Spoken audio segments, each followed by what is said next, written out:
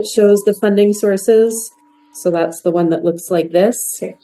And then we'll go through the reserve summary, and then we'll go back and look at this operating summary that has both the water and the general. And I'll just go over briefly, let everybody know the changes that I made since we saw the detail on the last one, but we don't really have time to go through the detail again. Yeah. So I'll just kind of let you know what adjustments have been made there. Nothing earth-shattering or significant. Okay. So I think you managed to weasel it down a bit, though. I see. Yeah. So we've found some cost savings. I mean, I think that we're still recognizing that this is still the first time that Taylor or Linda or I are going through a budget process here. Yeah. So this is our best effort, but Absolutely, yeah. the things that we haven't discovered yet, we haven't discovered yet. Yeah. And they'll appear in 2026. Yeah. But I think that we have some nice options available for council, and kind of the takeaway that I'm hoping to get some direction from council tonight is where should we be setting that tax rate, so that when I present the draft bylaws to you, Yeah. I know which option to look at. Okay. Hello. Hey. Welcome. Thanks. So, give you a second to get settled as I pull the Zoom back up here. We have two members of the public online, and I think that we can start the meeting when you're ready. Okay, sounds good. I will call the meeting to order at 6:09. The Village of Silverton acknowledges the Indigenous peoples on whose traditional territories we stand. No additions of late items. Can I get somebody to move the adoption of the agenda? Councilor Dunbar, seconded by Councilor Brown. All in favor? Okay. We keep taking turns. That's the only one, sorry. Until the end. Oh, okay, good. Yeah. Good. Turn it right over to Catherine to talk about the budget. Okay. So for the benefit of everybody, including the public that's online, we listened carefully to the information that was provided by council and the direction that was provided by council at the last committee of the whole meeting when we went through the sort of detailed revenue and detailed expenses, particularly on the operating side. And so there have been a couple of updates made there.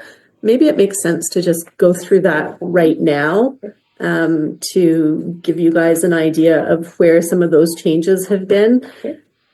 This is just me kind of going from I just have a little bit of a note here. So there's no really supporting documentation for this other than to let you know that on the revenue side, we did increase the anticipated revenue for the campground after hearing from council that there was a lot of sort of positive thinking there. And so we're going to be optimistic. And so I think we've got that in at around $62,000 this year that we're hoping to bring in.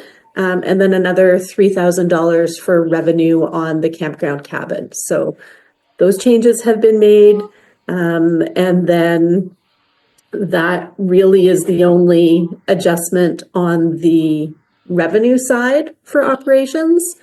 And we did have a couple of adjustments that we made on the expense side. So we've included the mayor attending UBCM, as well as two members of council attending AKBLG. So those little adjustments have been made. The cost for the council workshop has been refined now that we know what the actuals are there. So we've made an adjustment on that.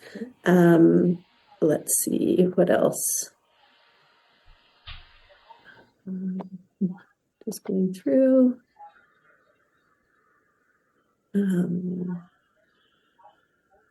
We've reduced our grant and aid. WildSafe is still in there because I don't have a final decision yet from council, but I'll be getting that next week. So there may be some pretty minor changes there, but I think that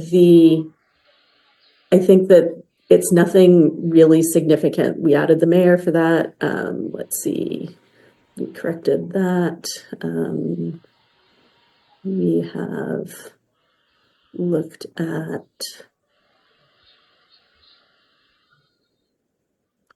yeah, so I have some updated figures for fire contract from New Denver, still waiting on a formal meeting for that, but with the information that I have, that's what's reflected in there. So again, really not a lot of significant changes on that. So unless anybody has any specific questions. I actually just had one quick question here. For sure. From the 25 to 26 budget, the Parks, Recreation, and Cultural Services drops significantly. Is there a reason for that? There might be.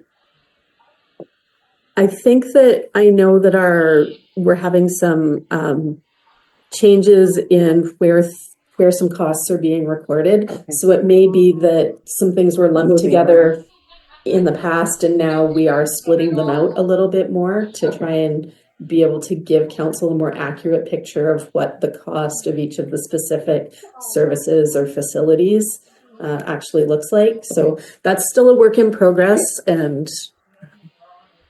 yeah. And all the 2025s down under transfers, the middle one from general surplus. Why do those amounts? I'm sure it's related to the increasing tax amount, but yeah. Can you just clarify why those amounts change from scenario to scenario? Yeah, so we will certainly get there, but it's basically that's the amount that we need to appropriate from surplus in order to create a balanced budget with the different tax rate scenarios. So yeah, and that's the part that is really what we're going to be talking about today, because we do have some preliminary figures for the results of our 2024 audit. And so now we've been able to be a little bit more accurate in how we are doing that. I think Linda has some comments. You might just want to clarify, you're talking about the 41,500 and the transfer from COVID. Was that Councillor's question? Yeah. And it's rather than it's the amount that you need to balance, it's the amount that you can justify as being one-time expenses. So this is a particular rough year for with a number of additional expenses as you're kind of coming back on track again. And so rather than building it into taxation, it's the amount that staff is recommending that you could take from your surplus and from the COVID surplus to fund those one-time expenses rather than building them into taxation. Got it. Thank you. Great. So that's just a quick update on some of the changes that were made as a result of our last discussion. And I think what would make sense right now would be to take the page that looks like this, that's all of the various projects.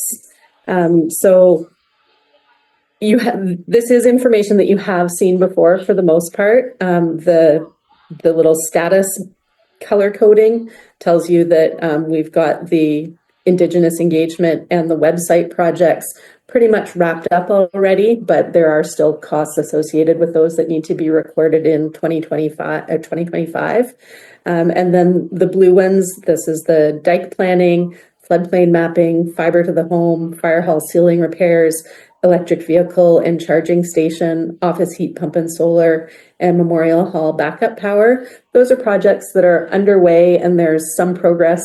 Some of them will be completed in 2025. Some of them are just going to have a portion of the work done in 25 and will carry forward. So the total expense is just the total expense for 2025, not the total project expense. If you're trying to compare that back with some of the numbers that you saw earlier, those might have been total project expense over multiple years. But right now we're just focusing on 2025. And so then the Silverton Gallery assessments, recreation accessibility, and NG 911 data review, those are projects that council has committed to in some way, whether there's a signed agreement or a resolution directing staff to continue with those. And then we get down to that last color, the orange ones. Those are the projects that have been identified by staff or by council as being priority projects that we want to action in 2025. So we've got the pump replacement on the number 1 pump house, on the number 1 well. We've got the water line crossing, the work on the reservoir to make sure that we've got those 2 reservoirs interconnected, and having all of the floats and the levels and the automated systems working correctly.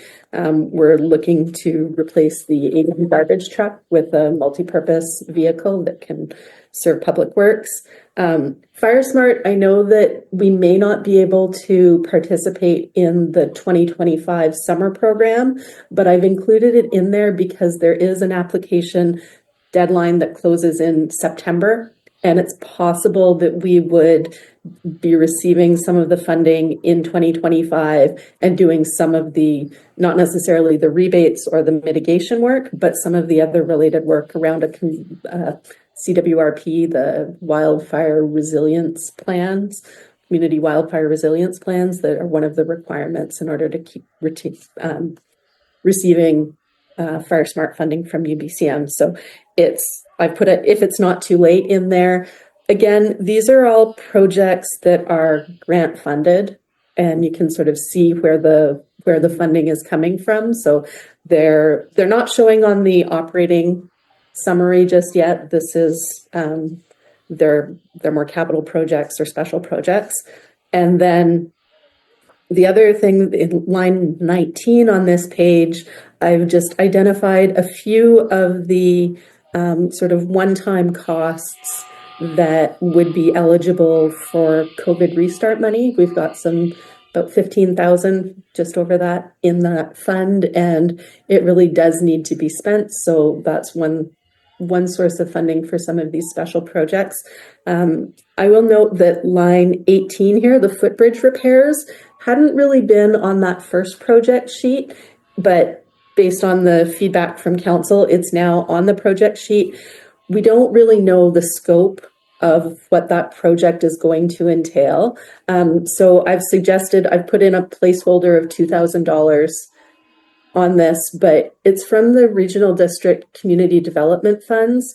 And so we do have about between $66,000 and $70,000 in there. So it does give us some flexibility that if it turns out that in order to keep that structure safe for the public, we need to spend a little bit more.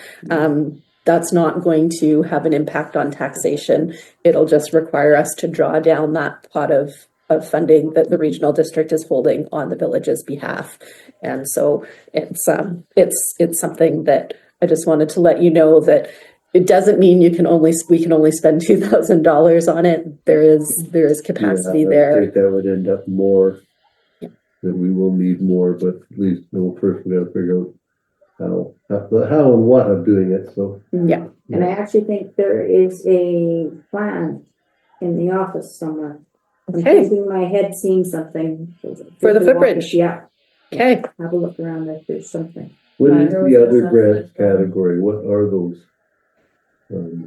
There are a number of different sources of grant funding in there. I can give you a breakdown. Just give me a sec. It doesn't matter that much. I just So let's see. There's the Indigenous engagement that's a like project specific grant that we were given. The website is being funded by that rural resident attraction project that was hanging around since about 2021. So let's see, we've got the floodplain mapping. That was a disaster resilience infrastructure funding. I can't remember exactly what DRIFT stands for, but that's the yeah. And then the next generation 911 funding is again dedicated funding specifically for those activities. And then Fire Smart, again, it's project specific grant. So that's kind of what is captured under the other grants.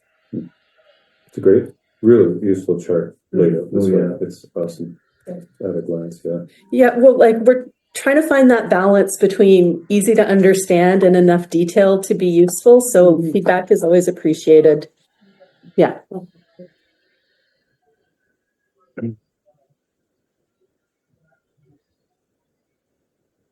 And so any further questions on the projects? Okay. So the next page is our reserve summary that I'd love to take a look at.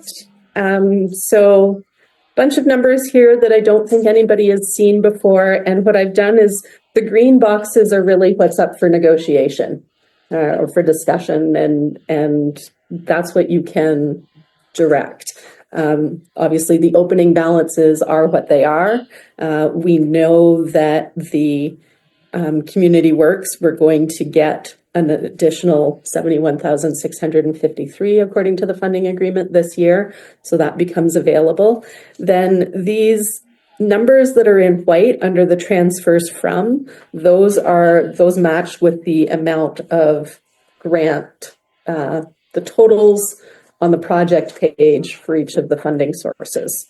So that's where, so you'll see that the big one on Community Works, the 439,806, that's going to be made up of 24,500 for the dike planning, 13,859 for the fiber to the home, 21,447 for the fire hall repairs, 50,000 for the pump replacement, 30,000 for the reservoir, and then potentially 300,000 for the garbage truck. So the numbers on the reserve for the grants match up with that project spreadsheet in case you're wanting to. Quick question about COVID. Yeah. Sorry, Linda. The COVID restart grant, did we ever get the refund from DHC? Because that would go back into that COVID. That was where that money came from. So. Okay.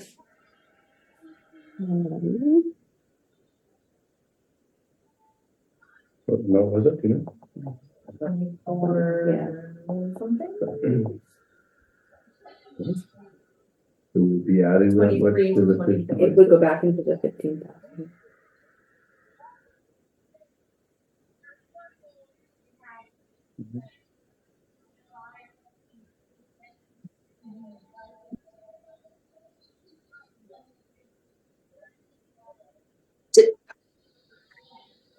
Just a note on that spreadsheet, on your spreadsheet there, the first two lines of general capital reserve and the water capital reserve.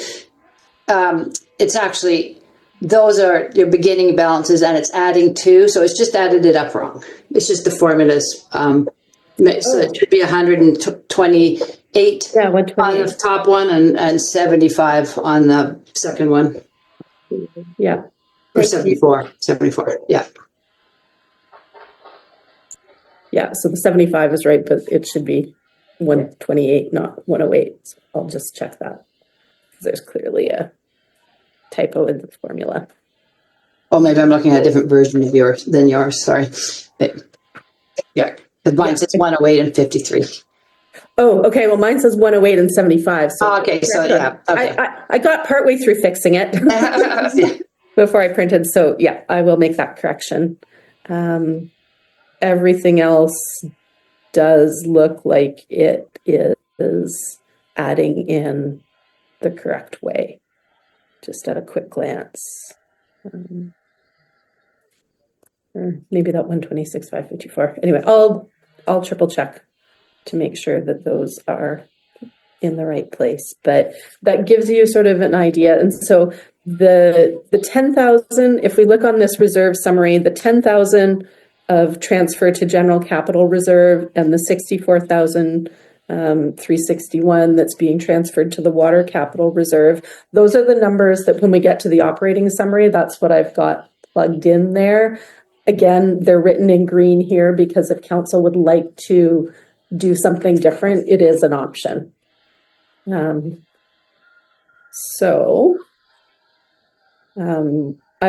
have not yet filled in the two bottom green squares on that reserve summary because I don't think that we need to appropriate anything from water surplus. But we may be appropriating something from general operating surplus this year. But in order to know what figure to put in there, we're going to need to talk about the operating budget summary.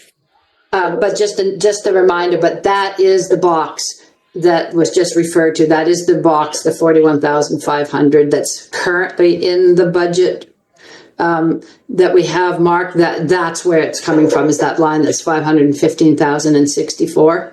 So if they were to leave that 41,000 when that we've suggested there, this is where it would be coming out of. Yeah, exactly. I don't see that. Linda's mentioned that 41,000 number a couple times and I don't see it anywhere. I think it's 45,997. Oh, you have changed. Oh, okay, I'm sorry. I thought it was from what you showed me earlier. Okay, sorry. Let me see if I can find it. This page here. My apologies. It's the one you were talking about. So the 61,884 for 0, 45 for 8, and 32 for those numbers. Whatever that number ends up being after your discussion, that box on the reserve sheet is where they're coming from. Okay. Yeah. And so just to do a real quick overview of this operating budget, I have split it between general on the first page and then water on the second page. And then the bottom of the second page has a combined figure. But I think the challenge of dealing with the first version of this that we were looking at was that water was kind of mixed in there, but not always included in the totals. So I think that this is hopefully a little bit easier for everybody to follow. And let's find out if we can find any typos or errors in it, or how close we are.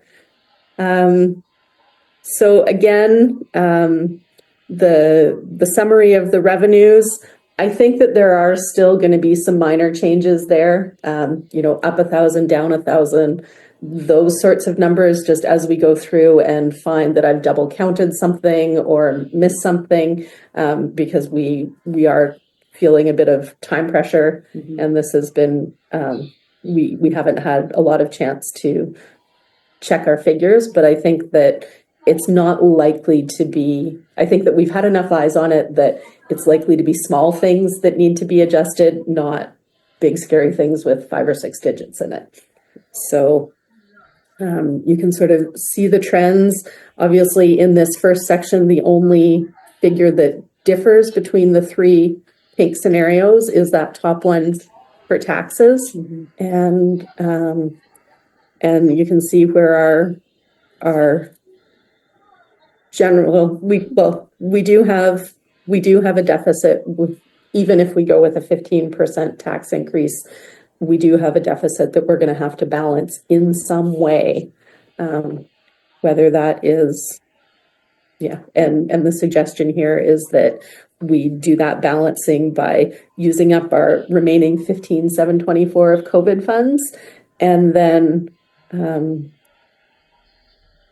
Can I just jump in, Catherine, and say something? Yeah, please. So, just because it's the way that this is being presented here, I think what we have to make clear, let's go back to my 41,500.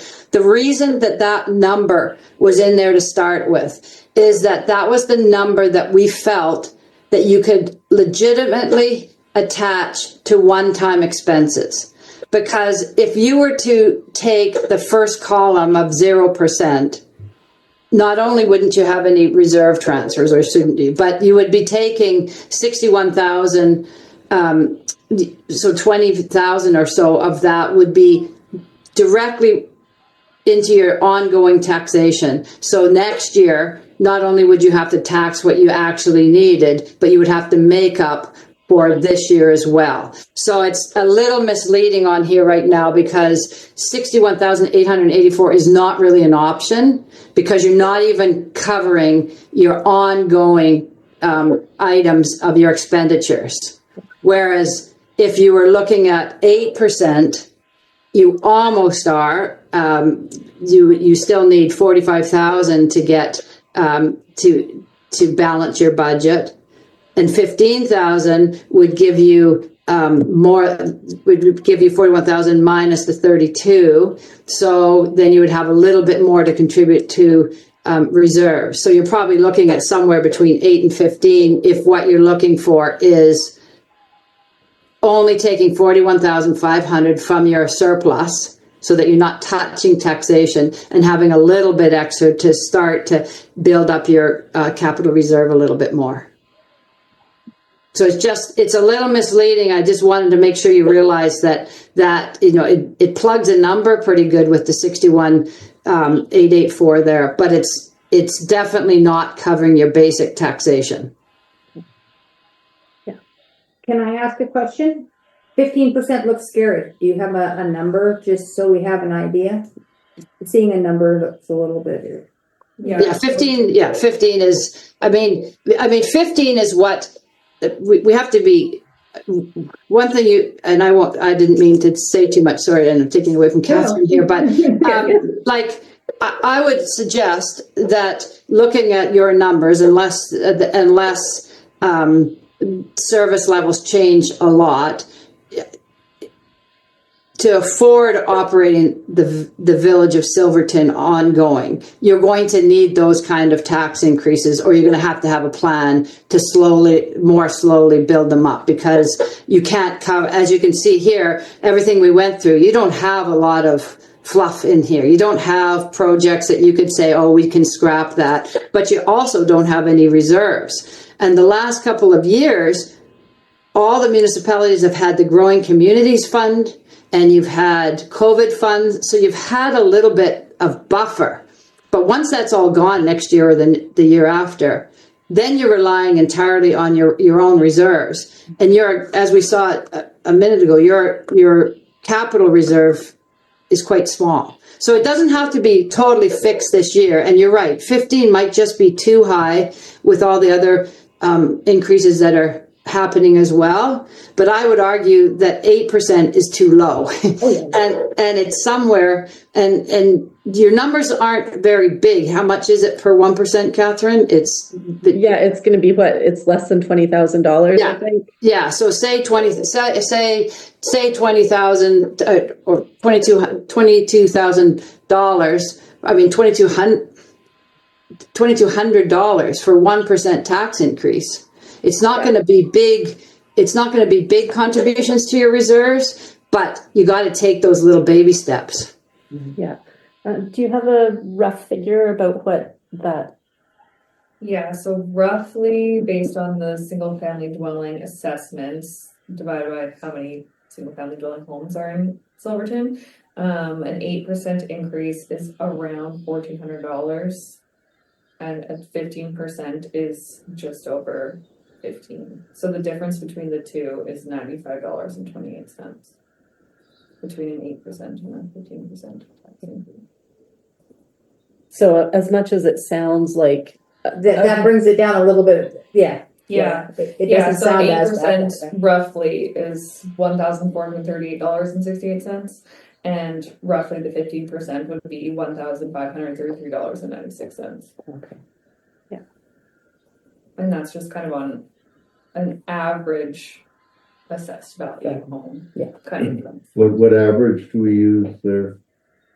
Well, it's calculation, so it's from BC assessment divided by the number of homes, like single family dwelling homes.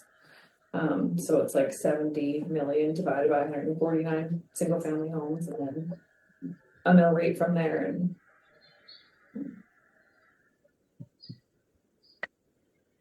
Yeah. So, I mean, just wanted to sort of let council know that if they chose a 15% increase over an 8% increase, the average impact on a taxpayer is going to be less than $100, which maybe helps put things in perspective a little bit.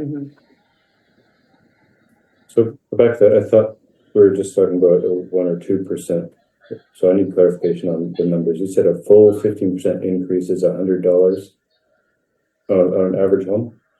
Difference between 8 and 15%. That's kind of like if you were to raise taxes Yeah. 8% or 15, the difference, dollar value difference per home essentially would be just under $100. Right. But a 1% revenue increase to the village is, if you raise taxation 1%, is like $2,000 total revenue back to the village. But let's think of what it means to the average taxpayer, a full 15% increase. So that looks like $200+, I imagine. Yes, is going to be, well, if 7% is 95, then 15% is going to be, Yeah. Based on your own home assessed value or your own property assessment. And I believe once you have a direction from council on where to go, your plan would be to present, like, to be able to do the whole tax rate calculation and show the app, because the question about the average house, we can break it out into, you know, residential dwellings or vacant properties and average in from BC assessment, from all of that, so you can see. So as long as somebody's house went up the average amount, we can give them a pretty good idea what the percentage increase is going to be. That, you know, may, to a lot of people, a $200 increase, if we did the full 15, might seem like a lot, but then the next 2 years is another 15%. And it's like $400 plus.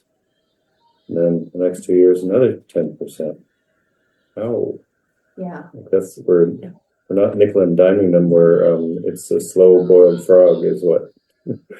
And the issue there, I mean, that council has to really look at during the year is is there services that are being delivered that don't need to be delivered? Because if you think about it, if you're covering $55,000 of all of the expense, so you're only, of the $698,000 worth of expenditures that you have in your operating budget, if you're covering $60,000 of that with reserves that, you know, the rest of the COVID funds and at least $40,000 from the surplus, then that's only $600 and some odd thousand that you're actually funding. So there's not much to cut out of there to be able to keep the tax rates down. And that's not putting any money other than that $10,000 away for roof repairs of your buildings or all the infrastructure repairs that has to be done. So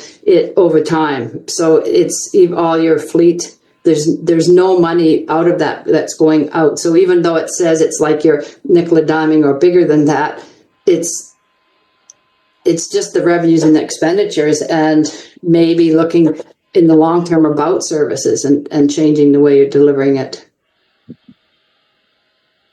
So it seems to me that if we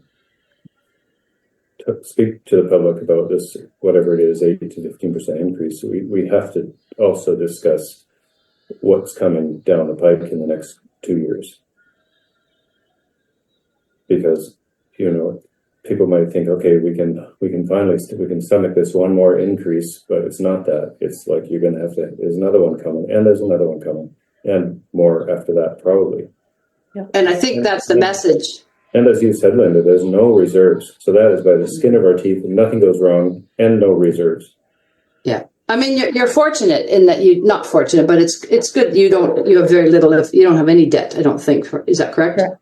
And so that's always there in the case of emergency. So you don't want to make it sound like it's been completely irresponsible. Sometimes it's a choice to fund by reserves instead of debt. And some municipalities have lots of reserve, but they're maxed out on their debt. So you have to, it's a matter of looking at strategy in the long run, and you're getting stability back. And I think that's this whole council's whole focus is developing that longer term plan. That's what you need more than anything is stability and a long term plan so that the public does know, so that your 5-year plan isn't just numbers, you know, with 2% added into everything, but they're actually a plan so that you can start. But the general feeling in municipal government is that tax rates will continue climbing because there is so much infrastructure that's all coming due for repair. So again, this is more than just a discussion about getting through this year. And I'm not sure when that discussion happens, but we have to have that discussion. It seems to me almost at the same time as we have this one, looking at whether or not it's really sustainable. I mean, I wouldn't want to run a business for my household. Well, if it's your own household, maybe you don't have a choice because you're just squeaking by every year and holding your breath and hoping the whole thing doesn't come down on your head. But you can't really run a village like that. And that's your issue right now is you got these imposed deadlines. You have brand new management staff that have managed to put all your numbers together and accurate numbers, but not be able to dive into a long-term review and long-term, you know, proposals yet. And so you're kind of forced to do a budget this year, and you can have the commitment to be developing a long-term vision. I mean, you've got good numbers now, and well, there are good numbers available. And so that's got to be a priority to develop that long-term vision, but it's not going to be done by the time your provincial deadlines are. Yeah, makes sense. Yeah, and I think that it is really hard for anybody to be predicting those future years and what kind of increases we're going to need. I think that the goal for this year is to get a much clearer picture of exactly what our costs for delivering services are looking like. And then that's going to make it easier for council to refine their vision of what those service levels are going to be, what services are going to be provided, where we need to set user fees for some of our potential revenue sources, and be able to have that discussion around long-term sustainability and how it's going to work. And at this point, I think that really we don't have enough information to actually answer what the need is going to be for tax revenue in future years beyond this. I think we're going to have a much clearer picture of that, even in 6 months' time. But I think that it is going to take us a bit of the better part of a year to collect that data at a level of granularity where we can then say, well, this is exactly how much it's costing you to operate that service. Because we know that there have been some inefficiencies that we've found, that we've been able to reduce costs, but I don't know how many more of those there are going to be. And I also don't know how much deferred maintenance we aren't aware of currently that we are going to become aware of as we are fully staffed in public works and start looking at the condition of some of our assets and some of the ongoing maintenance needs there. So I think that it's likely that there's going to be a little bit of both, and how it's going to shake out is, I think, something that we're all really looking forward to having the information available to make those calls. Linda, what is normally put into reserve fund? Is it a percentage of the budget, or what is typical? Yeah, there's a number of different schemes, and I think probably of all the smaller municipalities, that's a question that every single one of the councils are asking: is what's the right amount?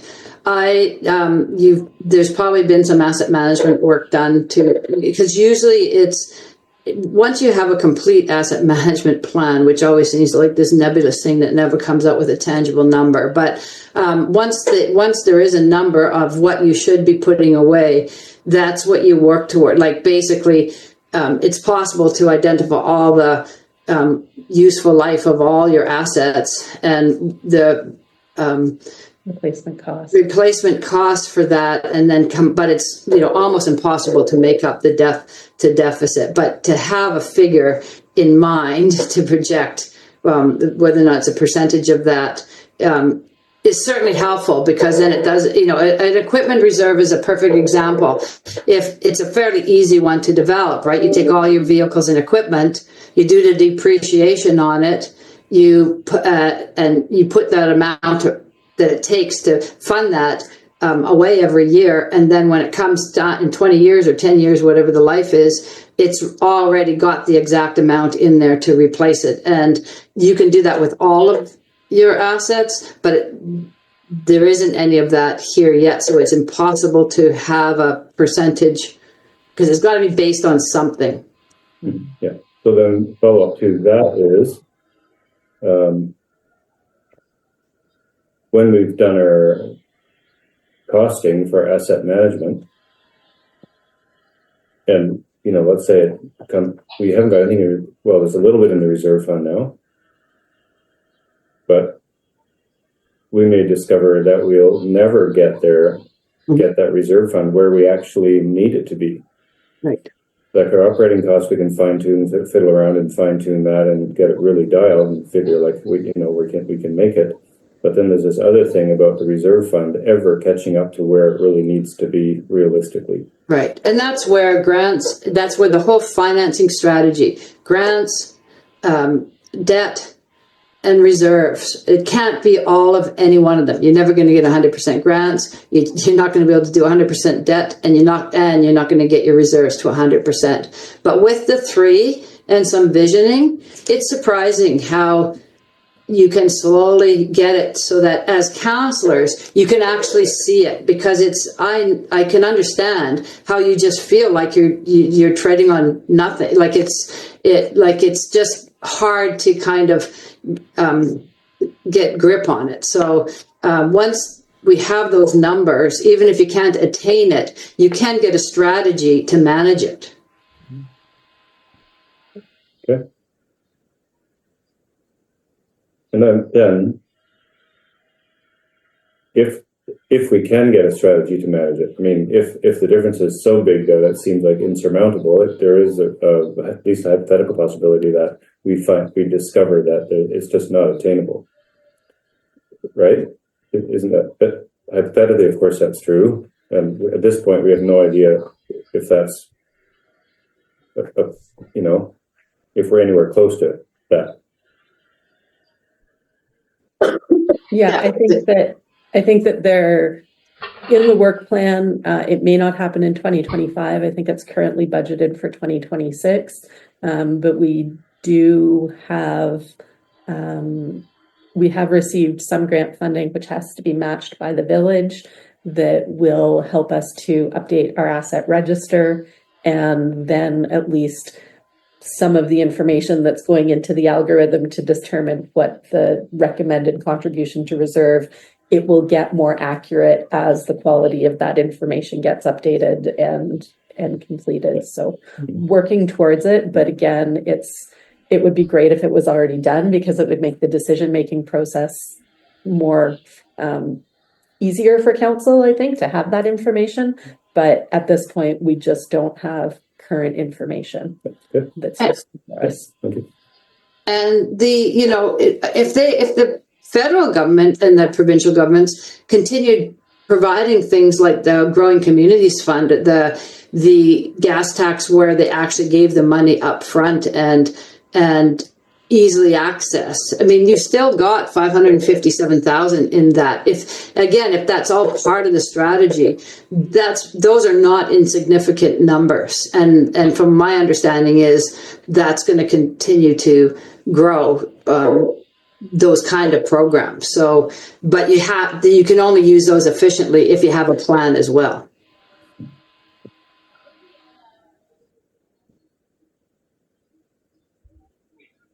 What's your thoughts? I think we should take the transfers to general capital reserve. Every time the lottery gets up to 50 million, just spend it on that and take our chances. I'm sure the taxpayers would love us for We that. could be one of the richest towns on the planet. And if we tell people that we're just striving to make it so they don't have to ever pay taxes again, they just might go for The it. weekly log. Once, they wouldn't do it a second time. Well, it depends whether you won the money or not, right? Well, you always said we need a vision, and There you go. innovation is always good.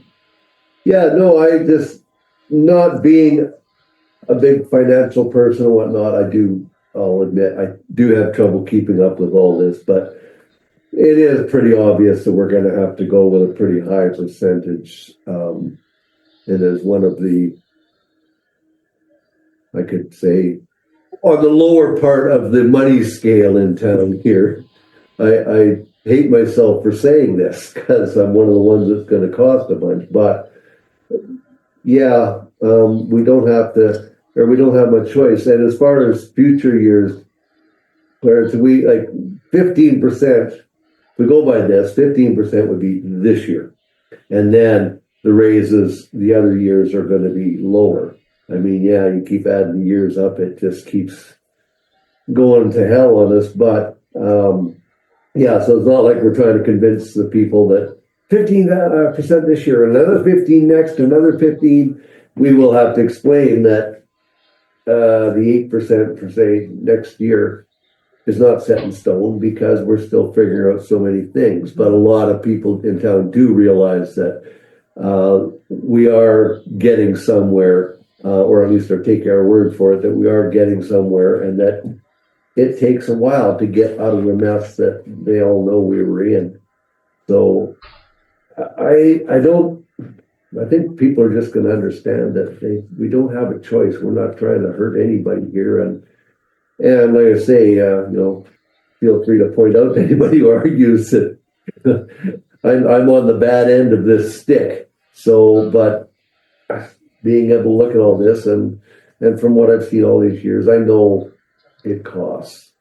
I never would have thought a while back that we were going to have to be looking at this kind of increases, but it all got so screwed up. Probably we should have been having more increase a couple of years back. I don't keep track of it. I just pay the bill when I can. But maybe that we've fallen behind some of this because of that. But we just got to explain to people that it's best for the town to go big now, and not have to turn around and go, like, if we went with 8% now, have to go with 20% next year.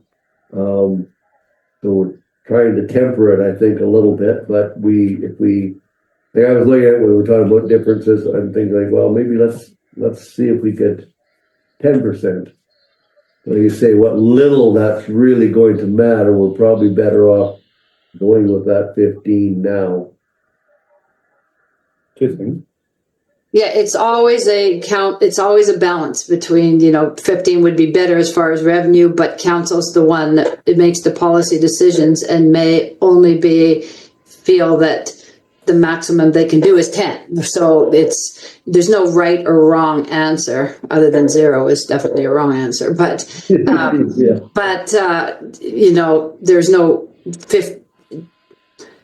there's no right or wrong answer, and that once council talks about it and decides where to go as far as, but you're right, what you don't do this year, you're going to be doing next year for sure.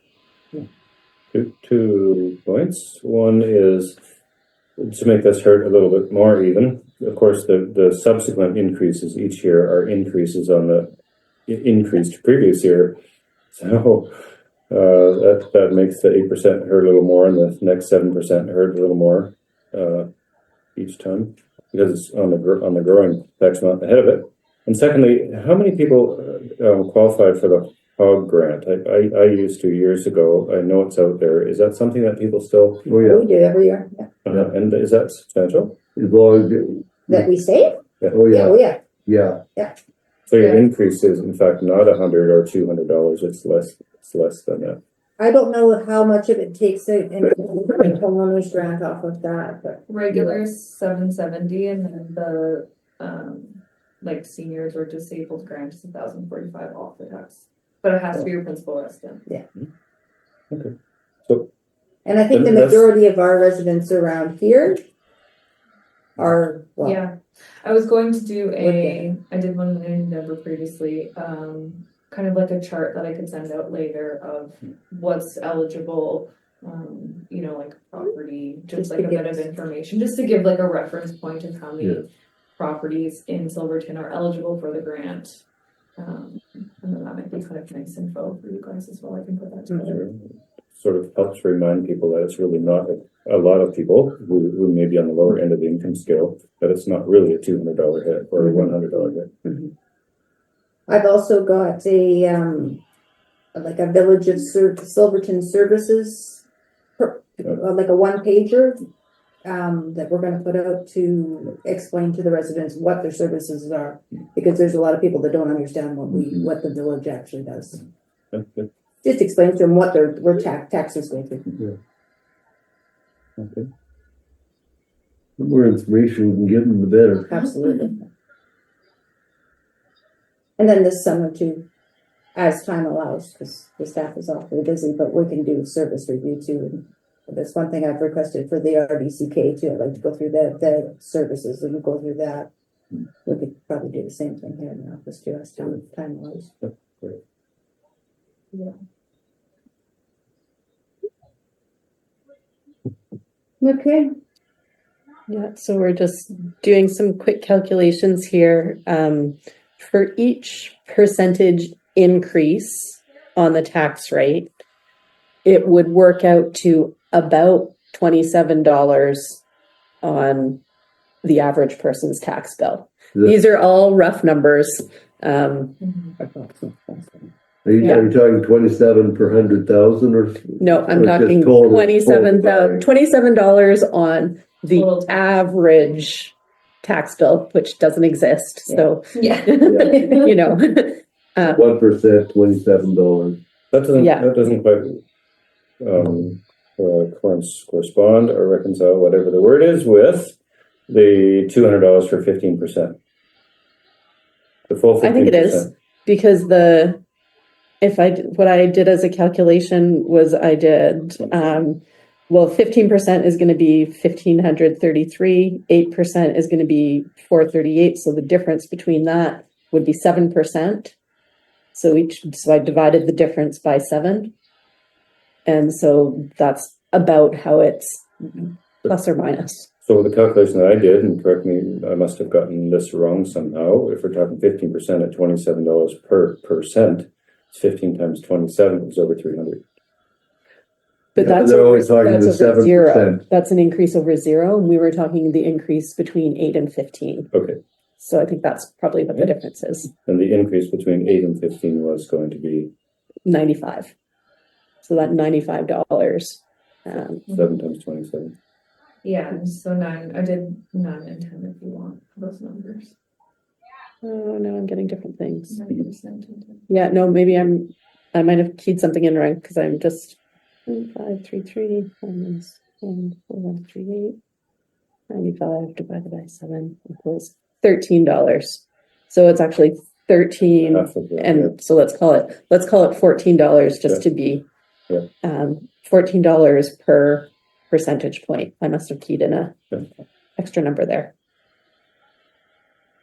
2 hits are better than 1. Thank you. 3, 4, 5 hits, even better. Oh, it is. Yeah. So you're looking for from us to fill in the green boxes. Yeah, like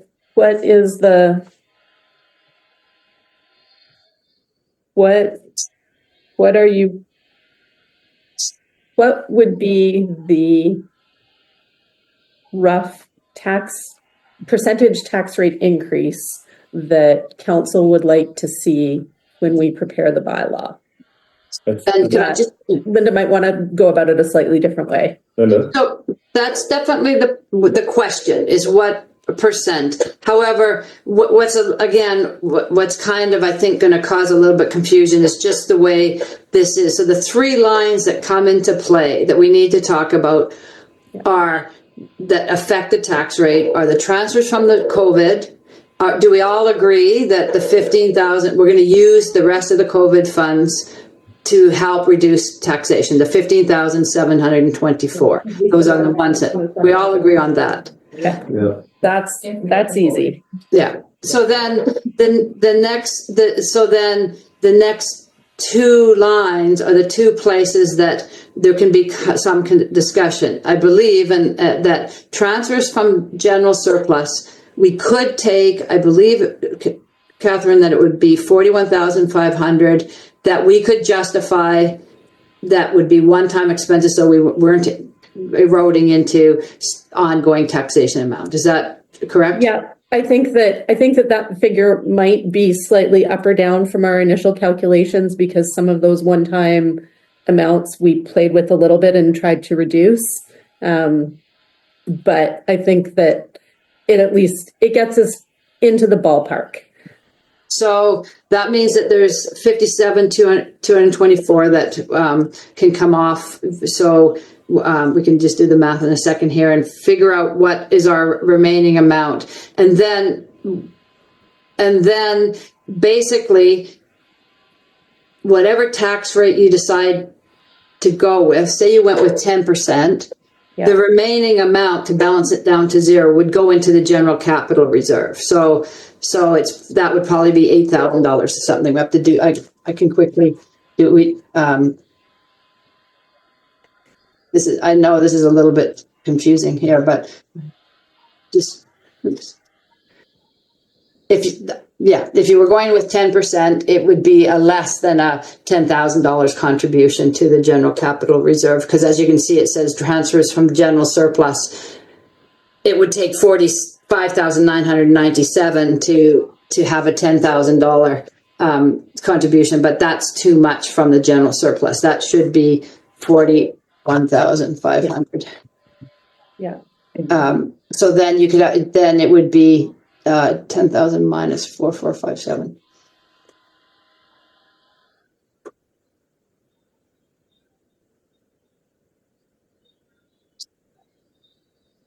Is any of that making any sense? So that would be a $5,500 contribution to the reserve if you went with a 10%, not 10,000 as it says there. So 5,543. And then if you went, as it says there, 55,000, you would, and you were going to use the full 41.5, then you could go a little bit more. Another question. 19,405 then. I have a question. One other thing we should look at when we decide whether we're going to 0, 8, or 15, or 10, or whatever is what is not reflected here. If we went up to 15%, next year is still at 8%. Whether we do 0 or 15, next year is still at 8%, and the subsequent years are still at 7, 5, and 4. I can see that it would have been difficult to present it in some way that if you said, if we did an 8% increase this year, then next year could be 6%, and the following year could be 6%, and so on. Like you might want to adjust those subsequent years based on what we decide for this year. And Catherine, I don't think you've even calculated those yet because that right now is in surplus there. So if you were to go 8%, you're in surplus. So that probably should say 6% or something there. That's something for us to think about is if we do take a bigger bite this year, next year's increases in subsequent year may be less than 8 and 7 and so on.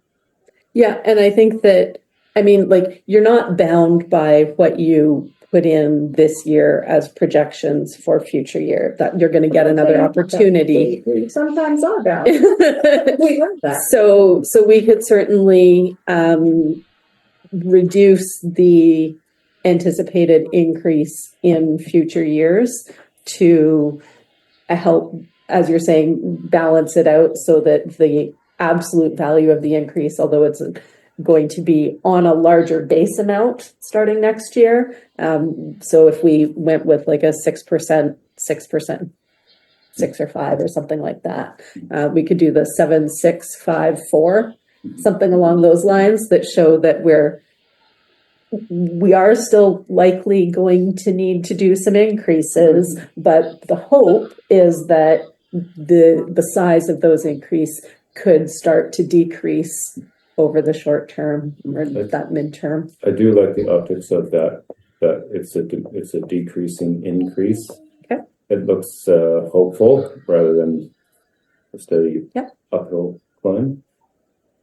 Yep, I think that at this point, my feeling is that I don't really have enough information to know whether that's reasonable or responsible or not. So I think that if council would like to see that sort of 7654 as recommended increases for years 2026 through 2029, that would be an easy thing to include in the proposed bylaw.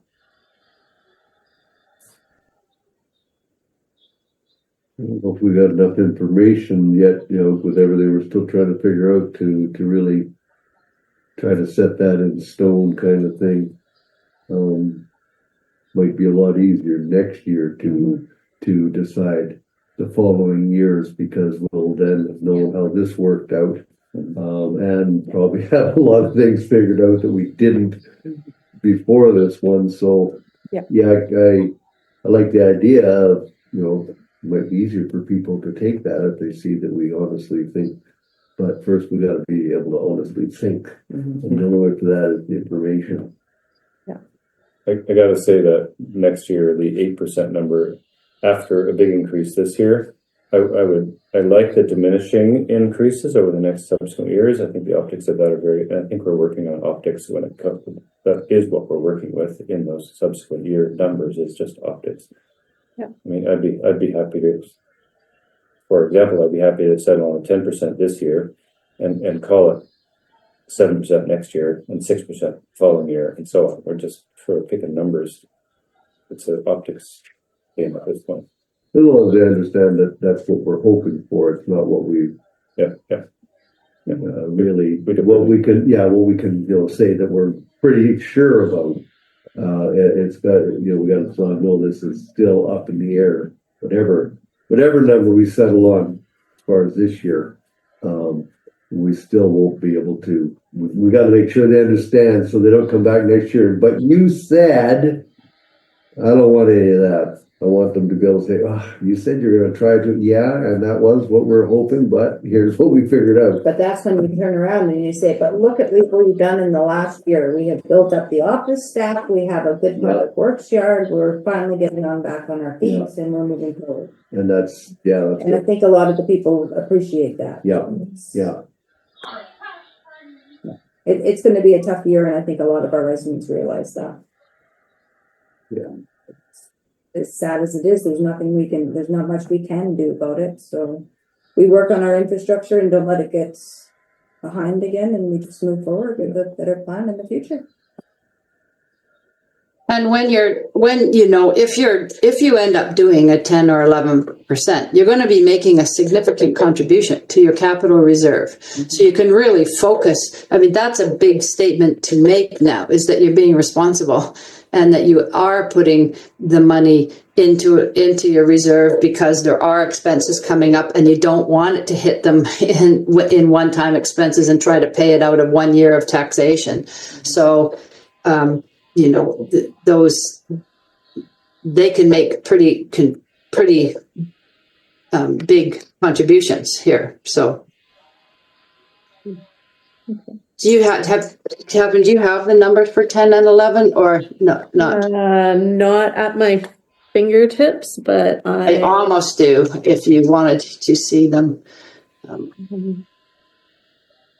Well, actually, I can do a quick calculation and.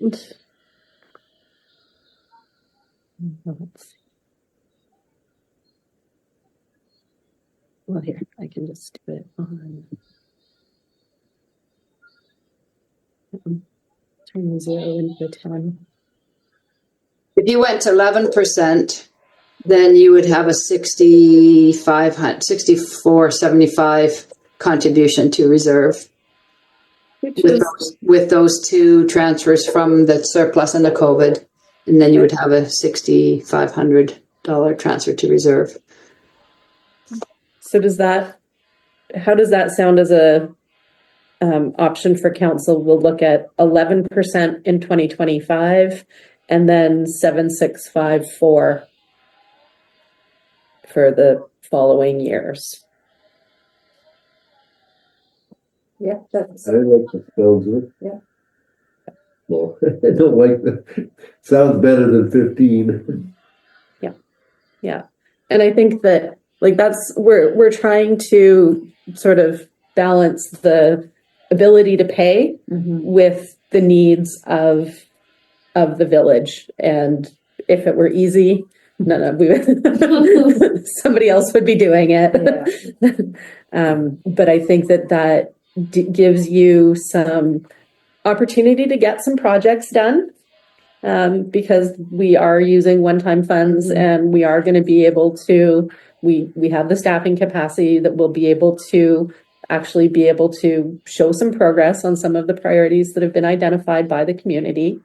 And then we'll be able to also say that contributions are being made to the reserve funds. So we're starting to take that forward-looking approach to make sure that we are looking at the long-term sustainability of what's going on. And then optimistically, we're hoping that everything is going to allow us to decrease, but we recognize that the future is still a little bit uncertain. And until we get better information, those future numbers are not nearly as reliable as we would like them, but we're at least indicating council's intent is to try and get spending under control, increase revenue sources, and have the burden on the taxpayer decrease in the next few years. sounds wonderful to me. So a couple numbers. One, we might as well know that what we're proposing is a 32% increase. You know, roughly what people will see is this potentially 32% increase by 2029.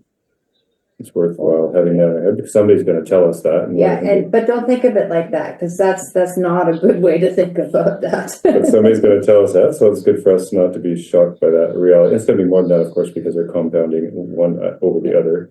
And secondly, if we were to continue to put between $6,000 and $10,000 per year, let's say, in the reserve fund, this year it's 65. If we do 11% this year, it's $6,500 in the reserve fund, and over the next number of years, say around the same amount. Does that get us? We really don't know. It seems like a very small amount. We're not even at whatever it is, 50 grand in 5-6 years. That seems like a very small amount to increase the reserve fund by. Agreed. But we're not getting anywhere close to meeting replacement, repair costs, and all that sort of stuff. So that reserve increase in the reserve fund is not going to get us there. No. At that speed. No, but I think that it is an improvement over what's been done in the past. And it's, again, these things it takes time to turn the ship around. And so I wouldn't say that anybody is realistically expecting an instant solution to the predicament that Silverton's in at the moment. It's going to take, it was some years in the making, and now it's going to take some years to resolve those problems. So, And we can increase the amount to capital reserve every year, because we might be able to, once we find out what shape we're all in, get things really going straight, we might find out that, okay, without adding any more to the increase of the taxes, that we can up that to 10 or 12 or whatever we finally realize the number is that we really should be putting in there. Like you say, once we figure out the asset management, life span and whatnot of all these, and can add those numbers up, well, then, we can then figure out just what we should be doing and decide how do we get to that point. Yeah. So it's just too much if right now. So I'll be really interested to see if we need to put 50 grand in the reserve fund every year to really get us to where we need to be. I'll be interested to see what that number is. Yeah. Because that's the kind of make or break information. Yeah. So just to recap then, Catherine, just because I have the numbers now here. So at 11%, you would be using 15,724 from the COVID restart. Yeah. 41,500 you'd be moving over from the surplus. Yeah. And there would be $8,009 going into the general capital reserve this year. Okay. Which, is a huge improvement over the zero that was done last year. Mm-hmm. So it's, it's numbers, and there's all sorts of ways to present them and to package it up. And we can certainly, when we start calculating what all of the actual rates are for the bylaw, then we'll be able to give you some sample numbers, like what Taylor was saying about here's for the average house and stuff like that. So different ways that council can have some talking points to communicate to the community exactly what the impact is on a resident, and different ways to look at it, so that it's not just big scary percentage numbers that sound like huge percentages, but actually in terms of dollar value may not be nearly as significant. Mm-hmm. And What was the 8,000 something to the capital? How 8,000 what? 8,009, I believe. 8,009. Okay. Yeah. Another figure that would be useful to have in those notes for the general public, maybe, is if they don't look horrible, but either way, comparing our rates to other communities. Yep. Yeah. Size or other communities in general. And so Yeah. Yeah, we may not be able to do that just yet because everybody's on the same timeline as we are. And so they haven't necessarily set their rates at this point. But I think that is something that we definitely want to look at in the long term, just to see how Silverton is comparing with neighboring municipalities and also with municipalities of similar size. But there's lots of rates available, like not the actual, what your tax bill looks like, but there's lots of increases available. And I've done that for a couple other municipalities. And there are, everything we're finding is ranging from 6% right up to 15%. So it's not, you're not an outlier with your 11. There, unfortunately, most municipalities are realizing that there has to be some jumps to make up for a few years of no jump. So, but then it's good to show the actual taxation as well. But like Catherine said, that'll be later.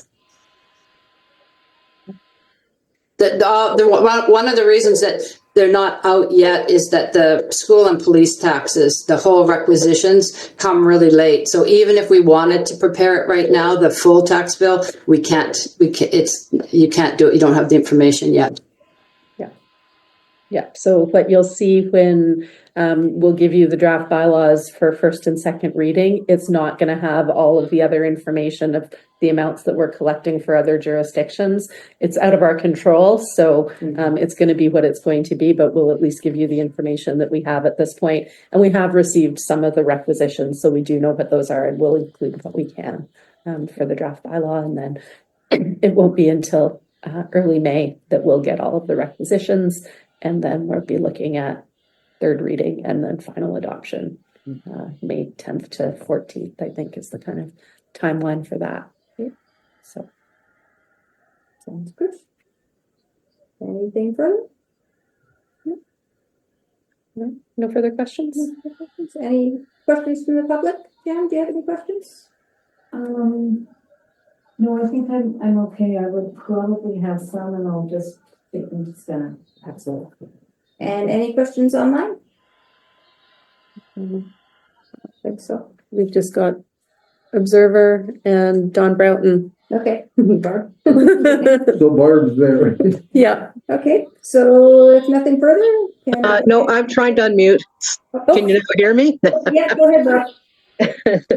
I don't have a question. I just want to make a comment. I, for quite a while, couldn't really see the feasibility of Silverton remaining a municipality. Councillor Broughton knows this, and Mayor Gordon knows this. If we do end up in the position of where this is no longer feasible, I just want to say that I'm on board with it. But I do want to thank all of you for putting in so much hard work because this really has been a big mess, and I really see you guys trying to straighten this out. So I do wish you success. And if it doesn't work, well, I really appreciate your efforts. That's all I got to say. Thank you very much, Barb. We're trying our best. You can start my supper now. Okay, if nothing further, motion to adjourn? So my lottery idea is totally off the table. Thanks a lot. Do you want to- Motion to adjourn then. Second.